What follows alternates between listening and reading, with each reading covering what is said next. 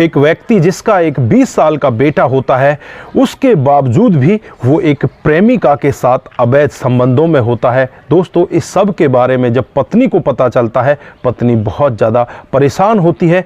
फिर उससे कहने लगती है कि तू ये सब मत कर, ठीक नहीं है, कल को तेरे बेटे की भी शादी हो जाएगी तो हम लोग क्या जवाब देंगे, लोग हमारे ऊपर थू थू करने लगेंगे। लेकिन यहाँ पर पति मानता ही नहीं और वो एक ऐसी जिद करता है, वो अपनी प्रेमिका को पहले तो होटलों में ले जाया करता, फिर यहाँ पर वो उसी के कमरे में लेकर आता है और खुद अपनी पत्नी को उस कमरे के अंदर बिठा के रखता और फिर प्रेमिका के साथ वो अवैध संबंधों में होता। पत्नी यहाँ पर रोती रहती, चीखती रहती, लेकिन यहाँ पर पति को कोई फर्क नहीं पड़ता। और फिर यहाँ पर पत्नी और प्रेमिका ने एक ऐसा कदम उठाया जिसकी वजह से वो पति सदा सदा के लिए इस जहां को छोड़कर चला जाता है। दोस्तों, कहां का ये मामला है, कौन था ऐसा व्यक्ति? अगर आप लोग भी पूरी घटना के बारे में जानना चाहते हैं तो वीडियो को जरा सा भी स्किप ना करें, लास्ट तक वीडियो को जरूर देखिएगा। दोस्तों, आगे बढ़ने से पहले हमारी वही रिक्वेस्ट की जो हमारे चैनल के साथ नए हैं, कृपया करके चैनल को फॉलो कर लें,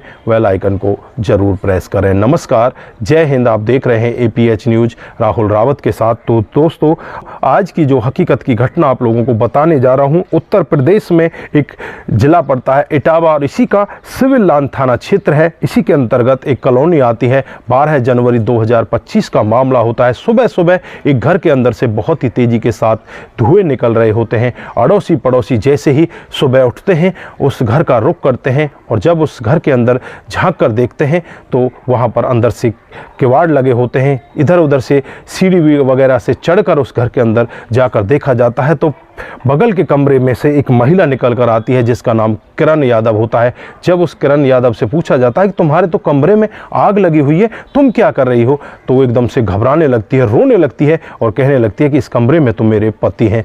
तुरंत ही वहां पर 112 पुलिस को बुलाया जाता है। दोस्तों, पुलिस मौके पर पहुंच जाती है। जब दरवाजे को तोड़ा जाता है तो वहां पर उसके पति के बस अवशेष बचे होते हैं। दोस्तों, उन अवशेषों को पुलिस वहां से उठाती है और पोस्टमार्टम के लिए भेज देती है। इधर पुलिस जांच पड़ताल में लग जाती है। यहाँ पर पत्नी किरण यादव से पूछताछ करती है कि यहाँ पर हुआ क्या, तो किरण यादव यहाँ पर यही कहती है कि हम रात को घूम घाम कर आए थे और घूम कर आने के बाद यहाँ पर मेरे पति आराम से सो जाते हैं। मुझे नहीं पता, रात को शायद शॉर्ट सर्किट हुई है जिसकी वजह से इस कमरे के अंदर आग लग गई है। क्योंकि 21 जनवरी को मेरे बेटे की एंगेजमेंट है। मेरा बेटा भी 19-20 साल का है, उसकी भी 21 जनवरी को ही एंगेजमेंट है। उसके लिए हम दिल्ली से आए हैं। हम लोग दिल्ली में रहा करते हैं। जो मेरा पति है वो इंजीनियर का काम करता है और अपने बेटे की सगाई के लिए हम लोग यहाँ पर आए हैं। दोस्तों, यहाँ पर जो पत्नी होती है किरण यादव अपना रो रो कर बुरा हाल कर लेती है और इधर जो अड़ोसी पड़ोसी होते हैं वो भी यही समझ रहे थे कि शायद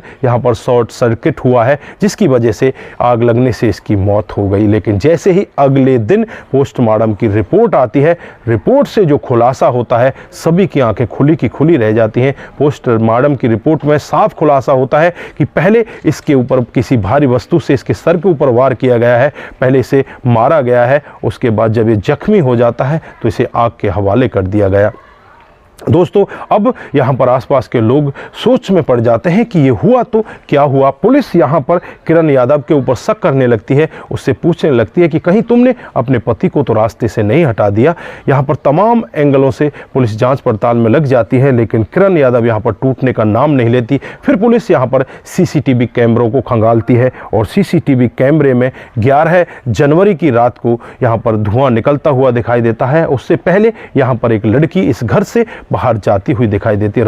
रात को करीब 12 बजे के वक्त वो लड़की यहाँ से बाहर निकलती हुई दिखाई देती है। अब इस लड़की के बारे में किरण यादव से पूछा जाता है कि ये लड़की कौन है, तो पहले तो किरण यादव इधर उधर की बातों से पुलिस को गुमराह करने का काम करती है, लेकिन पुलिस का जब रवैया देखती है तो एकदम से टूट जाती है और कहने लगती है कि ये लड़की वर्षा है और वर्षा ने और मैंने मिलकर ही मेरे पति का कत्ल किया है। दोस्तों, जब पुलिस वाले ये सब सुनते हैं तो पुलिस वालों के मन में इच्छा होती है कि डिटेल से पूछा जाए कि इन्होंने कत्ल क्यों किया, क्या बड़ी वजह रही होगी कत्ल की, तो यहाँ पर किरण यादव बताने लगती है कि मेरा पति मेरे साथ बड़े आराम से दिल्ली में रहा करता है, वो इंजीनियर है, लेकिन वो एक लड़की के साथ कुछ दिन पहले से ही प्यार प्रसंग में आ जाता है और उस लड़की के साथ वो अनैतिक संबंधों में हो जाता है। मैं उसे काफ़ी बार मना करती हूँ कि तेरा बेटा भी शादी योग्य हो गया, तू अब ऐसा काम मत कर, लेकिन वो मेरी एक भी नहीं सुनता। और पहले तो उसे वो होटलों में ले जाया करता, फिर वो उसका दिमाग अब इस तरह से बदल जाता है,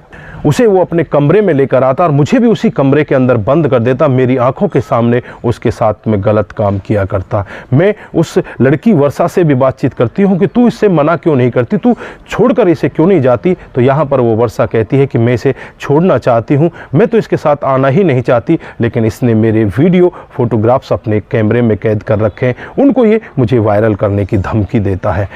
यहाँ पर अब ये पत्नी भी बहुत ज़्यादा परेशान हो जाती है।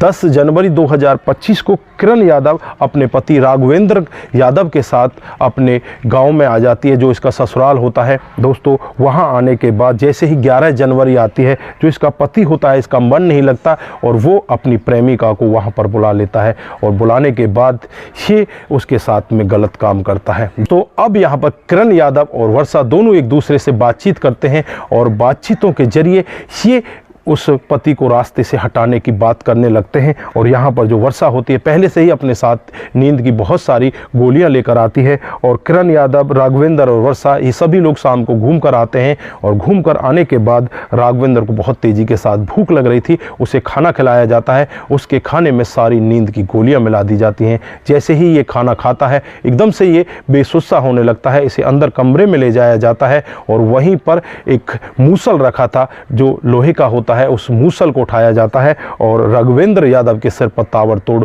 वार किए जाते हैं। राघवेंद्र चीखने लगता है, चिल्लाने लगता है। वहीं पर कुछ कंबल वगैरह पड़े होते हैं, उन कंबल वगैरह को उसके ऊपर लपेटा जाता है और उसे वहीं पर आग के हवाले कर दिया जाता है। जो पत्नी होती है किरण यादव, वो दूसरे कमरे में आकर सो जाती है और यहाँ पर जो प्रेमिका होती है वर्षा, वो रात को ही फरार हो जाती है। दोस्तों, जब पुलिस ये पूरा मामला सुनती है तो पुलिस भी एक बार सोचकर हैरान हो जाती है। पुलिस यहाँ पर किरण यादव से कहने लगती है कि अगर तुम्हें ये पूरा मामला पता था तो तुम हमारे पास आ सकती थी, तुम पुलिस को खबर कर सकती थी, तुम्हें इतना बड़ा क्राइम करने की क्या ज़रूरत थी। लेकिन यहाँ पर किरण यादव कहती है कि हम ऊब चुके थे, टूट चुके थे, हमें कोई रास्ता दिखाई नहीं दिया, इसलिए हम दोनों ने मिलकर उसे रास्ते से हटा दिया। फिलहाल किरण यादव को पुलिस ने गिरफ्तार कर लिया है, गिरफ्तार करके उसे जेल के अंदर भेज दिया है। लेकिन जो यहाँ पर वर्षा है वो अभी भी फरार है, उसका मोबाइल स्विच ऑफ है, उसके बारे में किसी को कानो कान खबर नहीं है वो कहाँ चली गई। जब यहाँ पर किरण यादव के बेटे से बातचीत की जाती है तो किरण यादव का बेटा